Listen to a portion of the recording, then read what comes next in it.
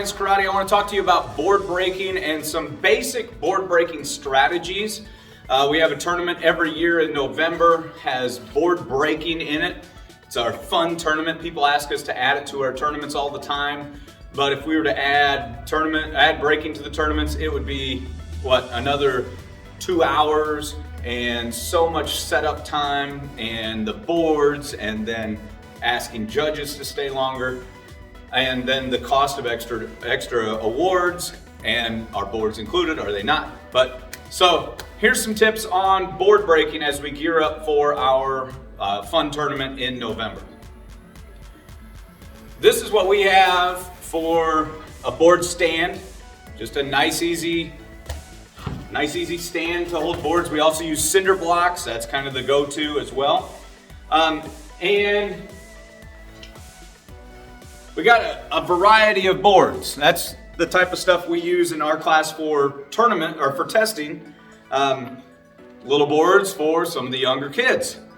And I've seen some schools that still use, I'll say this, 5-inch board for a 5-year-old, and then the 5-year-old gets discouraged when he can't break it. Well, it's not gonna happen. Not gonna happen. They just don't have, it could be perfect technique, but you still need the body mass and the muscle and going on through it. So set it up here. When you set up a board, like if you're practicing at home on cinder blocks, you want it to be about to the edges so that it's not well supported.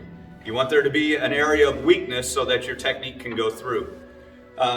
We use different boards for different ages and for different ranks. So maybe a older white belt, an adult white belt, might still break what I would say might be one of what the advanced students would call a kiddie board. So even a teen advanced should go through this no problem. When you get to the bigger board, so this would be kind of a kid's board as well. Then we use our 8-inch boards. 8-inch boards more for adults, and then we stack them up double for some of the adults. And then just for fun, we have some big 12-inch boards that I didn't feel like cutting down. I want to see who can break them. So real boards are really awesome to break, and that's what we break at the tournaments as well.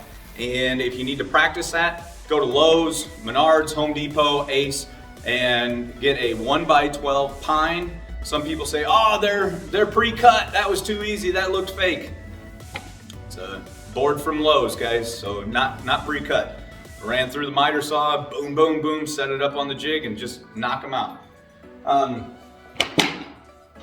They also make Century Martial Arts and Asian World sell these rebreakable boards. One of the problems with these type of rebreakable boards is after you use them for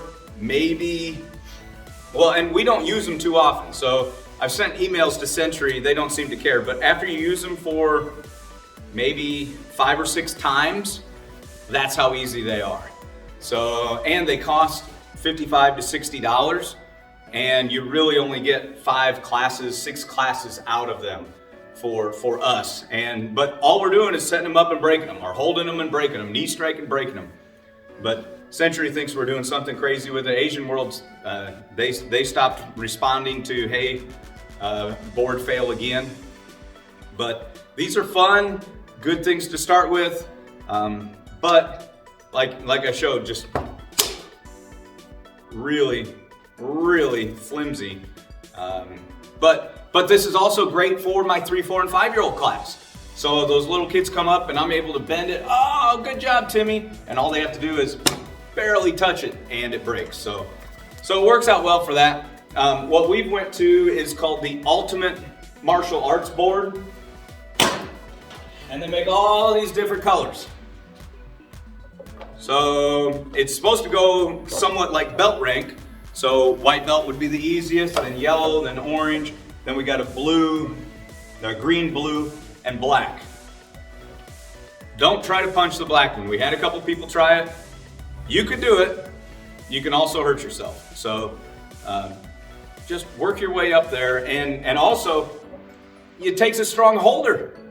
That board doesn't want to break. That holder is going to be moving back. So do it wisely and don't hurt yourself.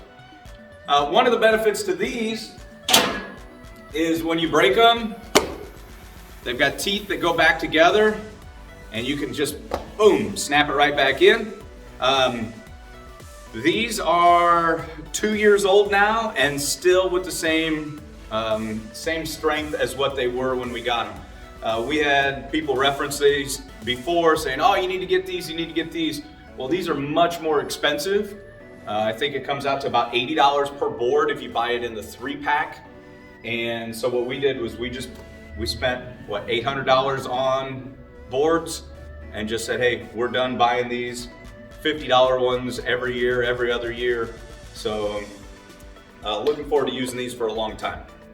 All right, so that's about the boards, and I'll show you a little bit about how to set them up and what we're gonna break with.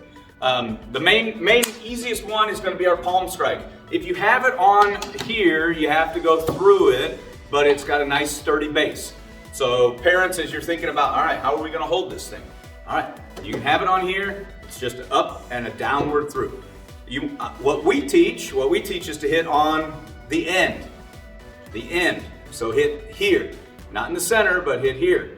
Other schools disagree, that's okay. I was taught that way, almost like we're gonna split it and then it will all go. So different philosophies on breaking. We talk about hitting at the edge. So also, you don't wanna be way back here. You don't want to be back here going, this is slapping it.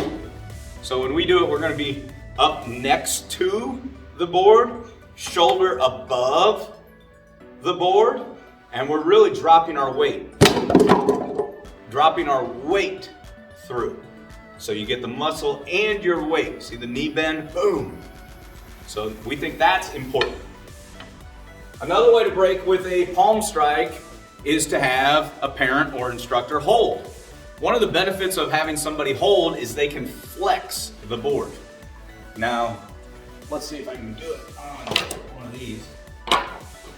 So if I have a board here, just normal board, but I can try to flex. So I'm not going to be able to break this board with my hands, but I can take out that slack. Boom, just a little bit there.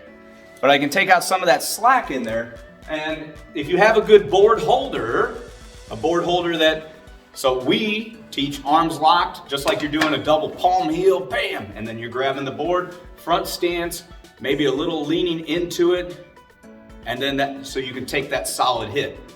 We've seen some people hold with elbows bent, I guess, elbows bent. That's not for us. Arms locked, nice front stance, palm heels on the back of the board, boom, ready to break that board. So having somebody hold it can be an advantage, but if you have a bad holder, then it's definitely a disadvantage. So cinder blocks or a stand, they work pretty good. Another downward strike you can do is a hammer fist. So you make your hammer, so right here, not here and definitely not back here, but right there. Go up and still with the weight drop, but you're bringing it down and through. Down and through. And you just break that board. Got another one up here. Another one that we'll talk about on a board like this would be an axe kick. We're talking more basic kicks, basic techniques for this tournament coming up. Downward hammer fist, downward palm strike, an axe kick. An axe kick's gonna come around, boom, and then drop it. So it comes up and then down. Comes up and down. You're not slapping at it. You're not coming up and just putting your foot flat on it. You're not turning it into a stomp. We're making it a martial arts technique. Comes up, toes will be up, slam through. So up and through. Now, obviously, the harder the board, the higher the foot, the further the drop. Gonna want all those things. Another technique would be a knee strike.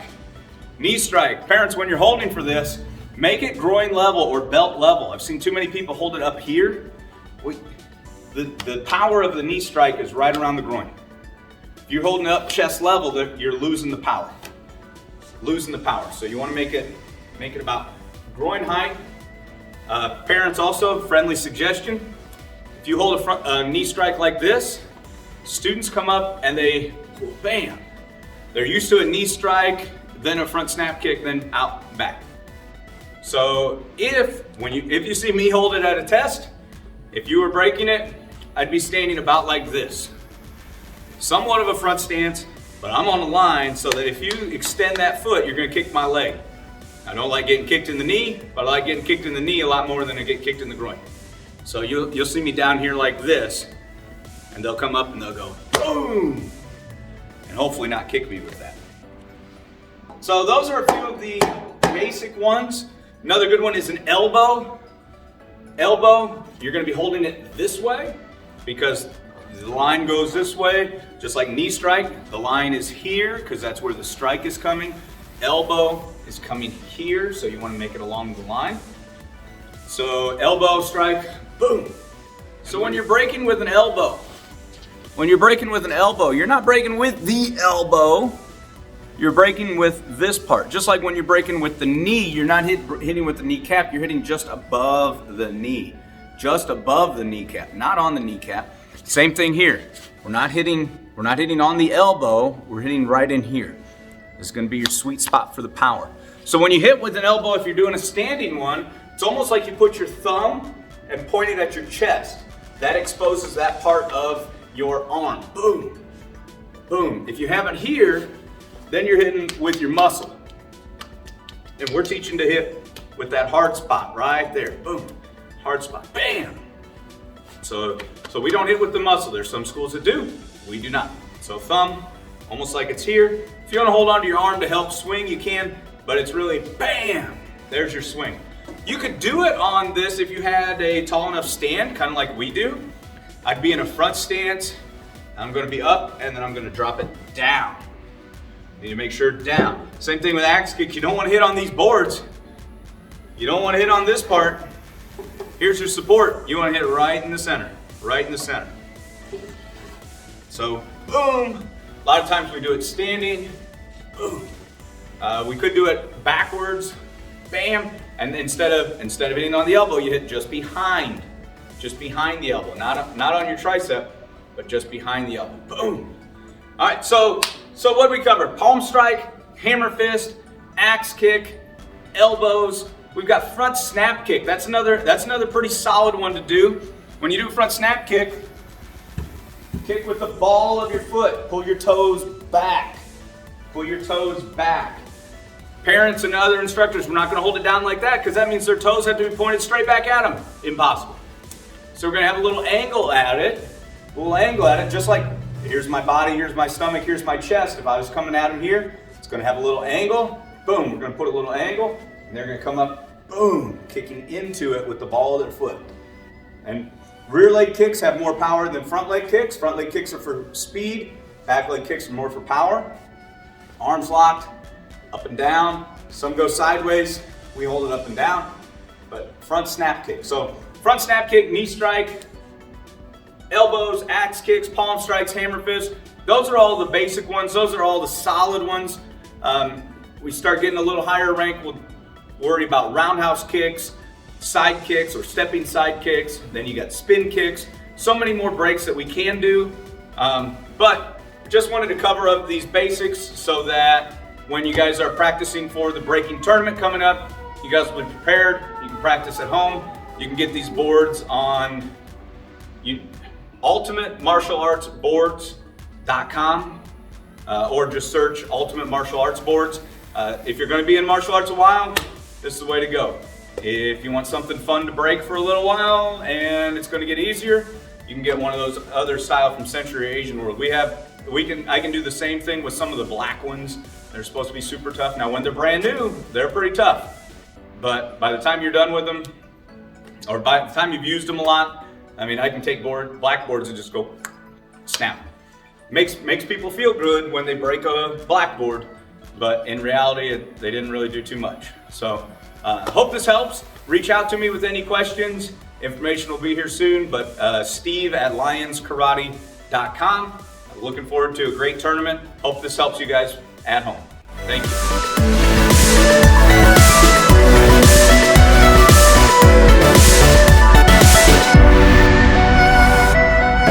you.